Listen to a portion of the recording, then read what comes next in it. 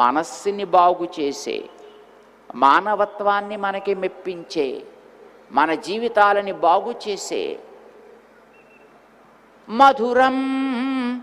ఆ కూసేది కూడా ఏదో చెప్పి అయా నువ్వు ఇలా చేయి, అలా చేయి, ఇలా చేయకు, అలా చేయకు అని ఎవడని చెప్పాడు అనుకోండి, శాస్త్రం చెప్పినట్టుగా నువ్వు చెప్పేది ఏందా, నువ్వు చెప్పేది ఏంది, నేను వినేది ఏంది వా అంటాడు. వింటామండి అలా చెప్తే మనకి. కుటుంబంలో చిన్నపిల్లలకి అమ్మ అంటే ఎక్కువ ఇష్టమా, నాన్న అంటే ఎక్కువ ఇష్టమా? ఎవరంటే ఎక్కువ ఇష్టం అండి? అమ్మ అంటేనే ఎక్కువ ఇష్టం. ఎందుకనండి? నాన్నంటే నాన్నంటే కూడా ఇష్టమే అనుకోండి, కానీ అమ్మ అంటేనే ఎక్కువ ఇష్టం అండి. ఇద్దరు మన మంచి కోరేవాళ్ళే కదా, అవును, కానీ చెప్పే విధానం వేరండి. నాన్న ఏయ్ చేయకో, ఇలా చేయి అంటాడు. అమ్మ నాన్న ఇలా చేయరా, నా బుజ్జి ఇలా చేయరా, నా బంగారు ఇలా చేయద్దురా. అమ్మ చెప్పే విధానం వేరు, నాన్న చెప్పే విధానం వేరు. నాన్న చెబితే అదేదో ముక్కు మీద గుద్దినట్టు ఉంటుందండి. అమ్మ చెబితే అదేమిటో చాలా హాయిగా అనిపిస్తుంది. అంటే అమ్మలంతా అలా చెప్తారని కాసమండి, ఎక్కువ మంది అమ్మలు అలా చెప్తారండి. కొన్ని చోట్ల నాన్నగారు మంచిగా చెప్పి ఆ అమ్మగారులు కొంచెం ముక్కు మీద గుద్దినట్టు చెప్పేవాళ్ళు కూడా ఉండొచ్చు, కానీ బట్ దట్స్ రేర్. మోస్ట్లీ అంటే అమ్మలో ప్రేమ ఉంటుంది, ఒక ప్రియం కోరేటటువంటి మనస్తత్వం ఉంటుంది. అందుకోసమనే అమ్మ చెప్పిందంటే పిల్లలకి ఎక్కువ ఇష్టం, అమ్మ చెబితే వెంటనే వినాలి అని అనిపిస్తుంది. మధురం అమ్మ చెప్పే మాట. వాల్మీకి భగవానుడు అమ్మ చెప్పినట్టుగా మంచి కథలాగా ఆనాటి రామచరితని మనకి రాసి ఇచ్చెను. అందుకోసమనే ఆ వాల్మీకి మహనీయుడికి ఒక నమస్కారం. వందే వాల్మీకి కోకిలం. ఆ వాల్మీకి మహనీయుడనే కోకిలకి నేను నమస్కారం పెడుతున్నా అని చెప్పి వెంటనే మారిందండి మళ్ళీ సీన్. ఏమిటది? ఆయన ఇదివరకు కోకిల అనగానే అందులో ఒక మార్ధవం ఉంటుంది, ఒక మృదుత్వం ఉంటుంది, సున్నితత్వం ఉంటుంది దాంట్లో. కానీ ఆ తర్వాత చెప్తున్నా వాల్మీకేహే మునిసింహస్య కవితా వనచారిణః. వాల్మీకి అనేటటువంటిది ఒక మంచి గంభీరమైనటువంటి సింహము. ఏం చేస్తుంది ఇది? కవిత వనచారిణః. ఇది ఒక వనంలో సంచరిస్తూ ఉంటుంది. కవిత్వం అనే ఒక వనంలో సంచరిస్తుంది. ఏమి చేస్తూ సంచరిస్తుంది? గంభీరంగా గర్జిస్తూ ఉంటుంది. దేనిని? శృణ్వన్ రామకథా నాదం. ఇది రామకథ అనేటటువంటి ఒక గంభీరమైనటువంటి స్వరాన్ని ఇస్తూ ఉంటుంది, ఒక శబ్దాన్ని చేస్తూ ఉంటుంది. ఏమవుతుంది ఇది చేస్తే? సింహం గర్జిస్తే క్షుద్ర మృగాలన్నీ ఇటు అటు పారిపోతాయి. అట్లానే ఈ వాల్మీకి యొక్క నాదాన్ని విన్నట్టయితే మన లోపల ఉండేటటువంటి క్షుద్రమైనటువంటి బలహీనతలు, భావాలన్నీ కూడా పిక్కటిల్లేటట్లుగా ఆ వచ్చినటువంటి నాదానికి అన్ని దిక్కులకి పారిపోతాయి. మనకి మన లక్ష్యం వైపు సాగగలిగేటటువంటి శక్తి ఏర్పడుతుంది సుమా. దానికి ఒక సవాలు విసిరాడు. కో నయాతి పరాంగతిం. ఈ నాదం విన్న ఎవడు బాగుపడ్డండి అని అడిగారు. ఎవడు ఛాలెంజ్. ఇది సజెషన్ కాదండి, ఇట్స్ ఛాలెంజ్. నిజంగా రాముడి యొక్క ఆ నాదాన్ని, వాల్మీకి పలికినటువంటి దాన్ని విన్నట్టయితే బాగుపడని వాడుంటాడా?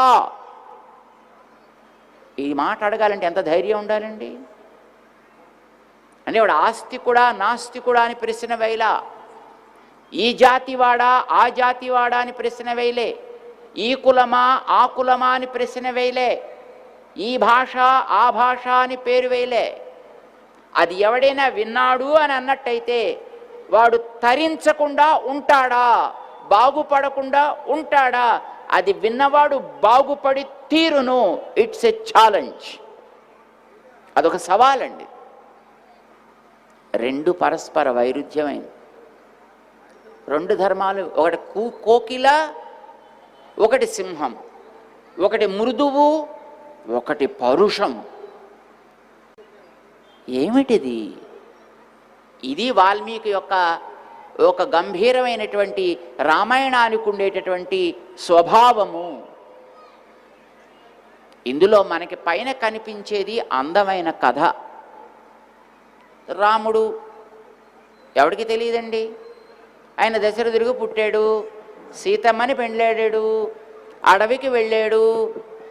రామాయణంలో రామచంద్రుడు అడవిలో 14 ఏళ్ళు ఉండేటప్పుడు రావణాసురుడు తీసుకుపోయాడు. సరే, రావణాసురుడు ఒక విలన్, రాముడు హీరో. విలన్ ఇలా బక్కపల్చగా ఉన్నా, హీరో బక్కపల్చగా ఉన్నా, విలన్ మంచి బ్రహ్మాండంగా బలంగా ఉన్నా వీడు వాడిని తంతే వాడు ఎగిరిపోతాడు. సినిమాలన్నీ అంతే కదండి. విలన్ గారికి బోళ్ళంత శక్తి ఉంటుంది, బోళ్ళంత డబ్బు ఉంటుంది, బోళ్ళంత మంది మనుషులు ఉంటారు, బోళ్ళంత పవర్ ఉంటుంది. పాపం హీరో గారికి ఏం లేదు, ఈయన పాపం అక్కడక్కడ చిన్న చిన్న ఉద్యోగాలు చేసుకునేటటువంటి వాడు, కానీ చివరికి వీడు గెలిచేస్తాడంత. మరి ఇంతే. రాముడు ఒక్కడు, బ్రదర్ వాళ్ళ లక్ష్మణస్వామి కూడా ఉన్నాడు, అడవికి వెళ్ళాడు. రావణాసురుడంత బలమైన వాడు సీతను ఎత్తుకుపోయాడు. అయినా సరే ఈయన వెళ్ళాడు, సముద్రం మీద బ్రిడ్జి కట్టేశాడు, లంకలోకి వెళ్ళిపోయాడు, కోతుల్ని తీసుకెళ్ళాడు, రావణాసురుని సంహరించాడు, సీతమ్మని తెచ్చేసుకున్నాడు. Bye bye. మీ సినిమాలో చూసే స్టోరీ అంతా ఇది కూడా అంతే కదా.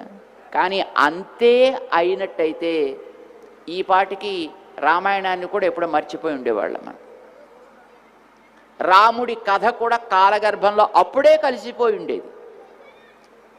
ఈనాటి దాకా ఉండేది కాదండి. ఈనాటి దాకా ఎందుకుంది ఇది అంటే, ఇది తెరకి ముందు కనిపించే సన్నివేశం. ఇది మనం తెర ముందు చూస్తే అందమైనటువంటి కథ కనిపిస్తుంది. కానీ కొంచెం తెర వెనక్కి కనుక మనం చేరగలిగితే ఆ వెనకాతలు ఉండేటువంటి సన్నివేశాలు సింహనాదంలాగా గంభీరంగా ఉంటాయి. అది పైకి మనకి కనిపించవు. అడవిలో వెళ్ళేవాడికి సింహం ఎదురకుండా వచ్చి కనిపించదండి. వీడెక్కడో కూర్చొని ఏదో చేస్తాంటే టక్కమని వచ్చి మీద పడుతుంది, అంతే, వాడిని ఖతం చేస్తుంది వాడిని. అలాగా రామాయణంలో కూడా మనకి గంభీరమైనటువంటి అర్థాలు కొన్ని ఉంటాయి, మన జీవితాన్ని బాగు చేసేవి. కొంచెం వెతికితే తప్ప కనిపించవు, లోతు చూస్తే తప్ప నీకు అవి తెలియవు. పైపైన నీకు అందమైన కథ కనిపిస్తుంది, కథ చూసి నువ్వు ఓ ఇది బాగుందే అని వెళ్ళాలి. ఆ లోపల ఉండేటటువంటి తత్వాన్ని గమనించాలి, అందులో మనకి ఏం చెబుతున్నారో తెలుసుకోవాలి, దాన్ని మనం ఆచరించాలి. నీ జీవితం బాగుపడుతుంది సుమా. వాల్మీకి ఉండే 2 క్యారెక్టరిస్టిక్స్ చెప్పి ఇప్పుడు నువ్వు రామాయణాన్ని విను, అది నీకు శ్రేయస్. మనం అందరం మనుషులం. ఎస్, మనిషి అంటే ఏమిటి చేయాలి అంటే, మనం కూడా తినాలి, నిద్రపోవాలి, పెరగాలి, ఏదో పెళ్లి చేసుకోవాలి, పిల్లల్ని కనాలి, ఒకనాడు అమ్మని వెళ్ళిపోవాలంతే. అంటే ఇంతేనండి మనిషి? ఇంతే అయితే ఒక జీవకి, ఒక దోమకి, ఒక పురుగుకి, ఒక పుట్రకి, ఒక పశువుకి, ఒక పక్షికి, ఒక చెట్టుకి, చామకి నీకు తేడా ఏందా? అవి కూడా అంతే కదా. అవి కూడా పుట్టాయి, అవి కొంతకాలం ఏదో తిన్నాయి. తినడం అంటే మళ్ళా తినలే, వాడి తగ్గట్టుగా అవి తిన్నాయి, నీకు తగ్గట్టుగా నువ్వు తిన్నావు. వాడి తగ్గట్టుగా అవి పెరిగాయి, నీకు తగ్గట్టుగా నువ్వు పెరిగావు. అది ఒకనాడు పాయ్, నువ్వు ఒకనాడు పాయ్. అయిపోయిందా? ఇంత తెలివైనటువంటి శరీరం, ఇంత మంచి శరీరం, పర్పస్ ఏంది? ప్రకృతిలో లభించే వనరులని మిగతా ప్రాణుల కంటే మనం చాలా ఎక్కువ తీసుకుంటున్నాం, తెలుసునా మీ అందరికీ? ఏమండి? మిగతావన్నీ కూడా ఏది దొరికితే, ఎంత దొరికితే, ఎలా దొరికితే అట్లానే వాటిని అనుభవిస్తాయి. మనం అలా కాదే.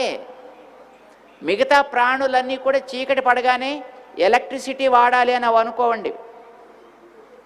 చీకటి పడింది, మనకు కనపడటం లేదు కనుక కనిపించేట్టుగా సూర్యుడు ఉదయించేంత వరకు మనం పడుకోవాలి, పడుకుంటే అంతే. మరి మనం అలా పడుకుందామా ఏంది? నో, లైట్లు వేసుకున్నాం, అప్పుడు పనులు చేయడం ప్రారంభిస్తాం, టీవీలు పెట్టుకుంటాం, సినిమాలు కడతాం, మనం అవన్నీ చూస్తుంటాం, అవన్నీ ఆనందిస్తుంటాం. మనం ఎన్ని పనులు చేస్తున్నా ఎక్స్ట్రా, ఇన్ని పనులు మనం చేస్తున్నాం. మిగతా జంతువులు ఏవి డ్రెస్ చేసుకోవట్లే, మనం డ్రెస్ చేసుకుంటున్నాం. చూడండి, ఏ జంతువులైనా మీరు డ్రెస్ చేసుకోవడం చూసారు ఎక్కడైనా? ఏ పక్షులైనా? నో, మనం చేస్తున్నాం కదా. అంటే మిగతా ప్రాణుల కంటే ఎక్స్ట్రా పని మనం చేస్తున్నామా లేదా?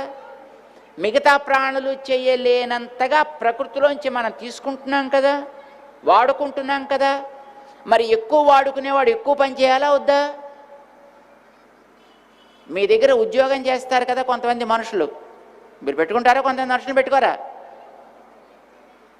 ఓ ఆయనకి మీరు 1000 రూపాయలు ఇస్తారు, ఓ ఆయనకి 10,000 ఇస్తారు. ఏంది? మీ దగ్గర ఉద్యోగం చేసేటోళ్ళకి ఓ ఆయనకి ఇప్పుడు 1000 రూపాయలు ఆవిడకు రాడనుకోండి, సరే ఓ ఆయనకి 10,000 ఇస్తారు, ఓ ఆయనకి 25,000 ఇస్తారు. ఇద్దరు ఒకే రకంగా పనిచేస్తే మీరు ఒప్పుకుంటారా? 10,000 తీసుకునేట ఆయన 10,000 పని చేయాలి. మరి 25,000 ఇచ్చాయని కూడా నేను 10,000 ఆయన చేసినంత పని చేస్తానంటే ఒప్పుకుంటారేంది మీరు? వాడికి 25,000 ఎందుకు ఇచ్చుడు? ఇవ్వం. ఎక్కువ తీసుకున్నవాడు ఎక్కువ ప్రొడక్టివిటీ కూడా ఇవ్వాలండి. ఎక్కువ తీసుకున్నవాడు ఎక్కువ ప్రయోజనాన్ని కూడా చూపించగలగాలి. మిగతా ప్రాణులన్నీ కూడా పుడుతున్నాయి, పెరుగుతున్నాయి, సంతానాన్ని కంటున్నాయి, పోతున్నాయి. ఈ పనులు నువ్వు కూడా చేయి, నో ప్రాబ్లం. నువ్వు కూడా తిను, తిరుగు, నిద్రపో, సంతానాన్ని కను. ఎలాగూ వెళ్ళడం తప్పదు కనుక ఒకనాడు ఎస్ వెళ్ళిపోతాం. అయితే మిగతావి చేయటం లేదు కొన్ని పనులు, అవి నువ్వు చేయాలి. ఎందుకంటే నువ్వు ఎక్స్ట్రా పుచ్చుకుంటున్నావు కదా, ఎక్స్ట్రా చేయాలి. ఏం చేయాలి ఎక్స్ట్రా అంటే? అది ఇందాక మేము మీకు చెప్పాం, మనిషి అంటే డెఫినిషన్.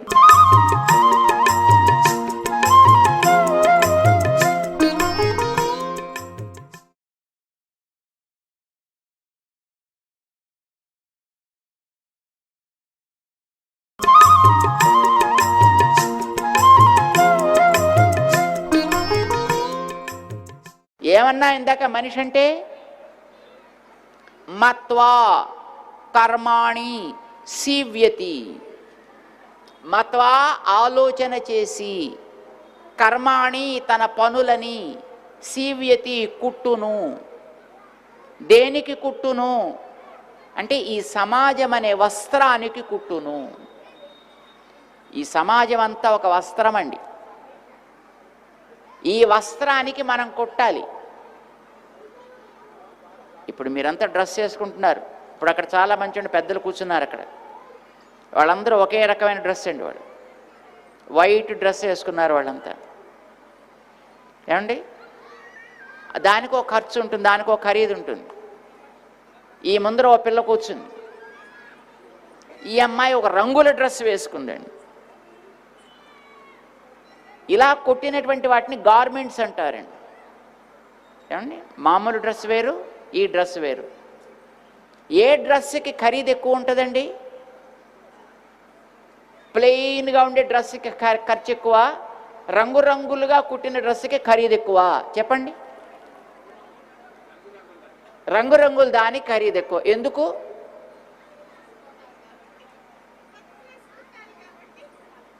ఎందుకు రంగులు దానికి ఖరీదు ఎక్కువ చెప్పండి?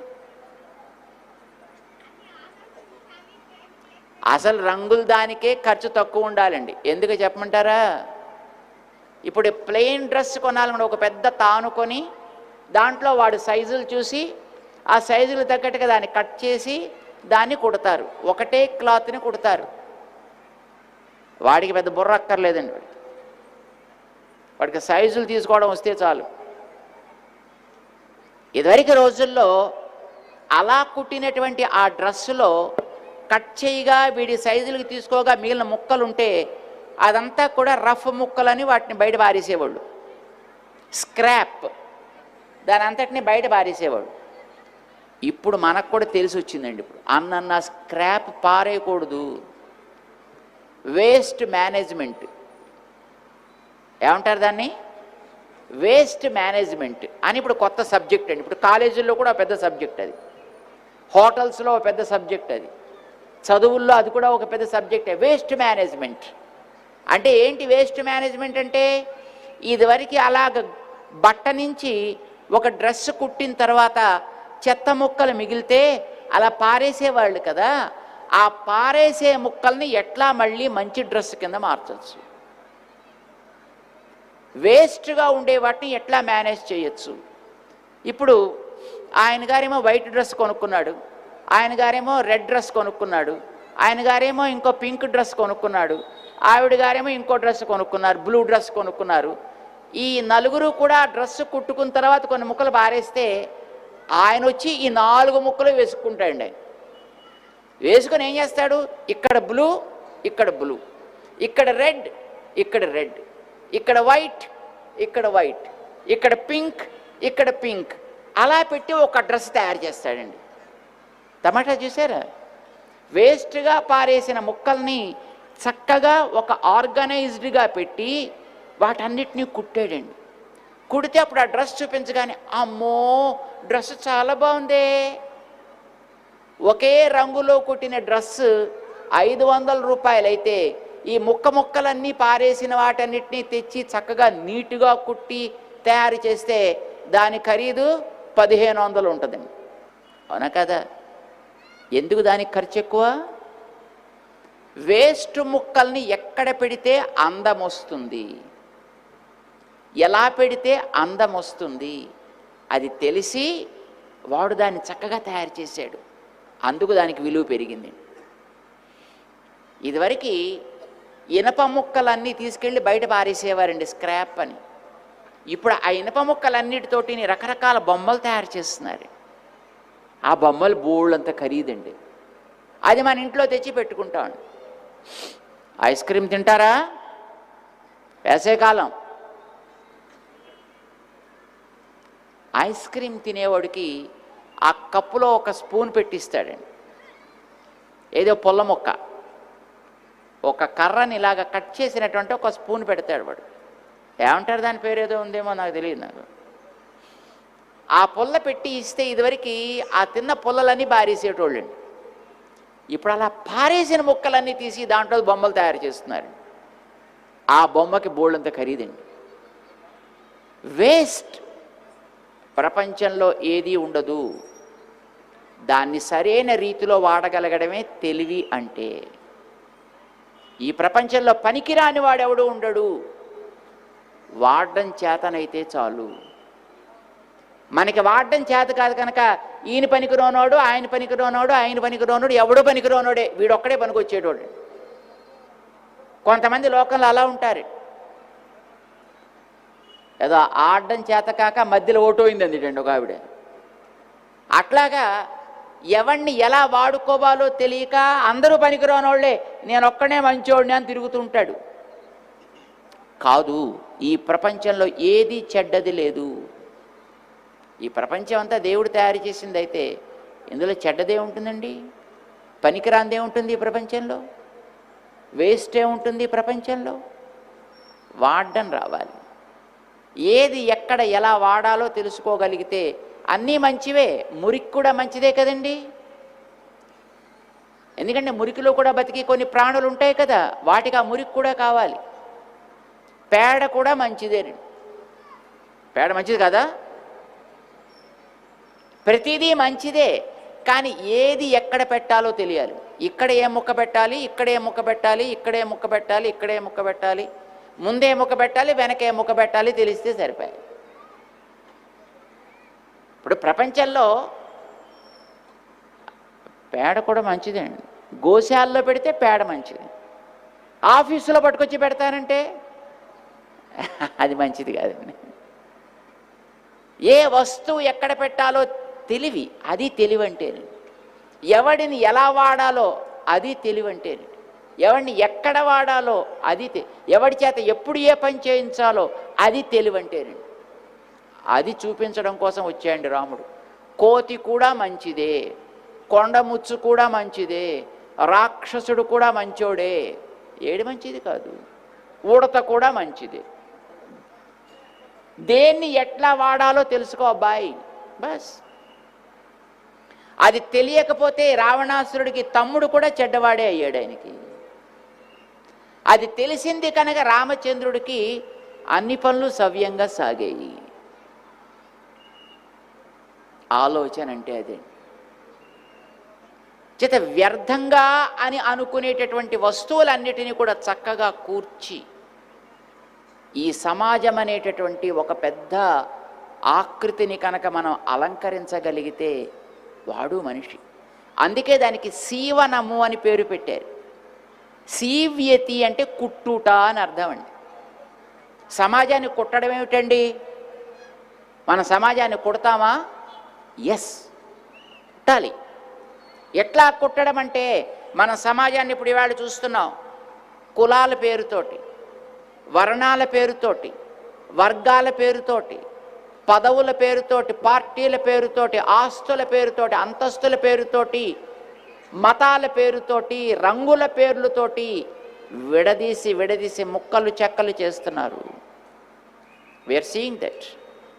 సమాజం ఇవాళ మనకు అలా కదండి ఉంది. అసలు ఇవేం ఉండకూడదండి అని మాట్లాడుతాడు వాడు. అలాంటి వాడికి మెల్లిగా బోల్డంత వాడి చేస్తుంటాడు.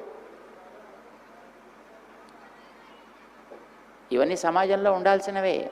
ఎస్, ఇవేం పోవండి.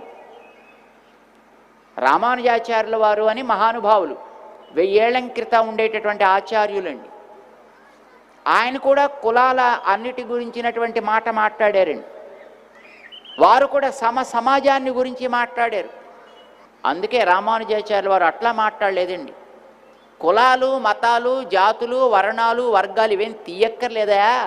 ఎందుకంటే నువ్వు తెచ్చుకుంటే రాలేదు కదా అవి, నువ్వు తీస్తే ఎట్లా పోతాయి కనుక. అంచేత దాన్ని ఉంచాలా తీయాలా అనే ప్రశ్న నీకు అక్కర్లా. ఇవన్నీ నేల మీద ఉండేటటువంటి హెచ్చు తగ్గుల్లాంటివి. వీటి పైకిలే, వీటి మించి పైకిలే, అక్కడ కలుపు వీటన్నిటిని. ప్రేమ అనేటటువంటి ఒక ప్రవాహాన్ని దీని మీద నువ్వు ప్రవహింపచేయి.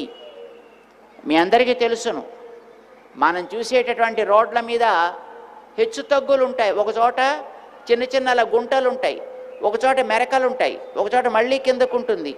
ఎత్తు పల్లాలనేవి నేల మీద ఉంటాయి.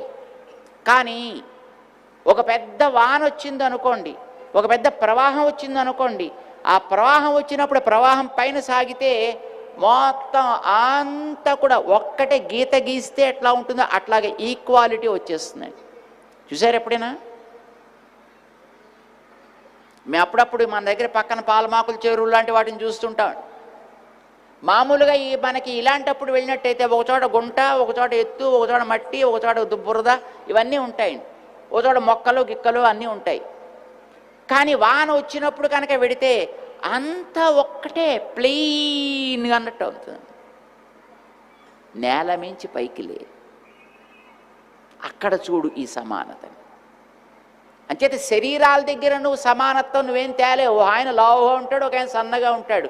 ఇద్దరు సమానంగా అయిపోవాలంటే చస్తాడండి పాప. లావుగా ఉండే ఆయన సన్నబడరా అంటే కష్టం కదండి. ఈ సన్న ఆయన లావుగా అవ్వయా అని మెల్లిగా సాగతీస్తామంటే ఆయన కూడా చస్తాడండి ఆయన.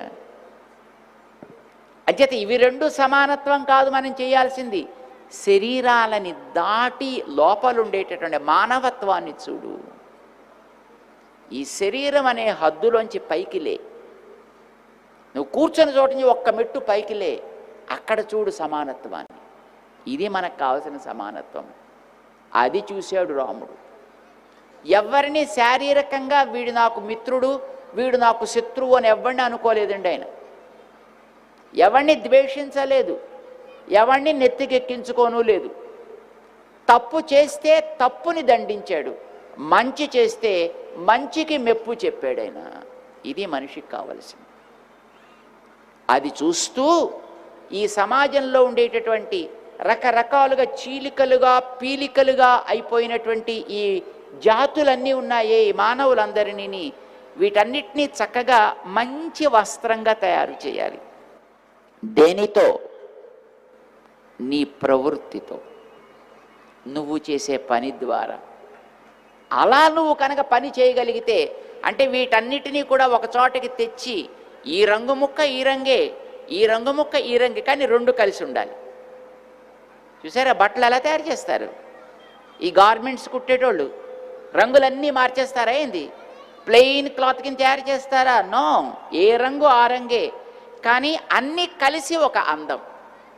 రంగురంగుల పువ్వులతో ఒక మాలిక తయారు చేస్తే అది ఎట్లా చూడముచ్చటగా ఉంటుందో, అట్లాగా ఇన్ని రకాలుగా ఉండేటటువంటి వ్యక్తులని కూడా తన యొక్క ఆచరణ, తన మంచితనము, తన ప్రవృత్తి, తన యాక్టివిటీ, ఈ యాక్టివిటీ తను ప్రేమతోటి చేస్తాడు. తను ఒక సూదిలాగా, తన యొక్క ప్రేమ ఒక దారంలాగా ఈ ఉండేటటువంటి వర్గాలన్నింటినీ కూడా జాగ్రత్తగా కుట్టుకుంటూ మనమంతా విడిపోకుండా ఒక కుటుంబంలాగా, ఒక సమాజంలాగా, ఒక జాతిగా మనం ఉండగలిగేటట్టుగా చేస్తే వాడు మనిషి అంటే. రాముడు అట్లా చేశాడండి. అవే మనుషుల్లో ఉన్నాడే, ఋషులతో ఉన్నాడే, ఆటవికులతో ఉన్నాడాయన, గిరిజనులతో తిరిగాడాయన, కోతులతో తిరిగాడాయన, రాక్షసులతో తిరిగాడాయన. కానీ ఎవరితో తిరిగినా ఆయా వ్యక్తులలో ప్రేమ కలిగించగలిగాడు, వాళ్ళ ప్రేమని తను పొందగలిగాడే తప్ప ఎవరిని తను ద్వేషించలేదు, ఎవడి ద్వేషము తను పొందలేదు. చివరికి రావణాసురుడు కూడా రాముణ్ణి ద్వేషించలేదండి. ఇది తమాషా. రావణాసురుడు కూడా రాముణ్ణి ద్వేషించలేకపోయాడు, రాముణ్ణి చూశాక తిట్టలేకపోయాడు. ఇది మానవత్వం అంటే. వ్యక్తుల మీద మీకు ద్వేషాలు ప్రేమలు అక్కర్లేదు. వ్యక్తిత్వం కలిగినటువంటి యాక్టివిటీ, అది మంచి యాక్టివిటీయా ప్రోత్సహించండి, చెడు యాక్టివిటీయా కర్బిట్, కట్ ఇట్ డౌన్. ఇది చేయగలిగితే వాడు మనిషి. అలా చేయగలిగితే అది తెలివి అంటే. అలాంటి తెలివిని మత్వా కర్మాణి సీవ్యతి. అప్పుడు ఈ సమాజం అనేది ఒక అద్భుతమైనటువంటి వస్త్రం అవుతుంది. దాన్ని ధరించే వాళ్ళ మనమందరం కాగలుగుతాం. ఇది రామకథ ద్వారా మనకి తెలియదు.